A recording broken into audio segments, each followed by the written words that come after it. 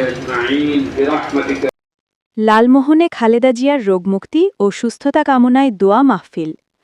ভোলার লালমোহন থেকে শাহিন কুতুব এর প্রতিবেদনে সাবেক তিনবারের প্রধানমন্ত্রী ও বিএনপির চেয়ারপারসন বেগম খালেদা জিয়ার রোগমুক্তি ও সুস্থতা কামনা করে লালমোহনের দোয়া মাহফিল অনুষ্ঠিত হয়েছে। শনিবার ২৯ নভেম্বর সন্ধ্যার পরে লালমোহন উপজেলা বিএনপির অফিস কার্যালয়ে লালমোহন উপজেলা যুবদলের উদ্যোগে এ দোয়া মাহফিল অনুষ্ঠিত হয়। সাবেক তিনবারের প্রধানমন্ত্রী দেশনেত্রী বেগম খালেদ জিয়ার সুস্থতা কামনা করে বিশেষ দোয়া মোনাজাত করা হয়। লালমোহন উপজেলা যুবদল আয়োজিত যুবদলের সভাপতি শাহিনুল ইসলাম কবির সভাপতিত্বে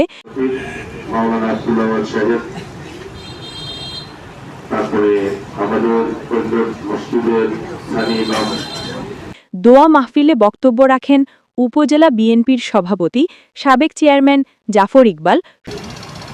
কারণ এই দলটি আমরা করি বাংলাদেশ জাতীয় দল, সে দলের প্রতিষ্ঠাতা শহীদ রাষ্ট্রপতি জিয়া রহমানের সহধর্মিনী তিনবারের প্রধানমন্ত্রী বেগম খালেদা জিয়া কঠিনভাবে আক্রান্ত এবং অসুস্থ, তার জন্য আমরা দোয়া দিই। সম্পাদক শফিকুল ইসলাম বাবুল পঞ্চায়েত। অনেক তিনবারের প্রধানমন্ত্রীর সত্য অনেক নির্যাতন সহ্য করেছে, অনেক লাঞ্ছনা যন্ত্রণা সহ্য করেছে।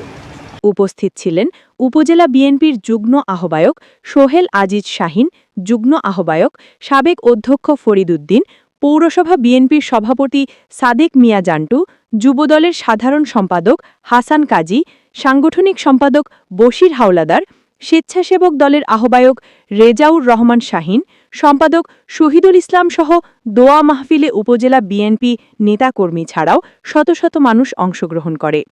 দোয়া মোনাজাত পরিচালনা করেন করিম রোড জামি মসজিদের খতিব আলহাজ মাওলানা আব্দুল আওয়াল সাহিব।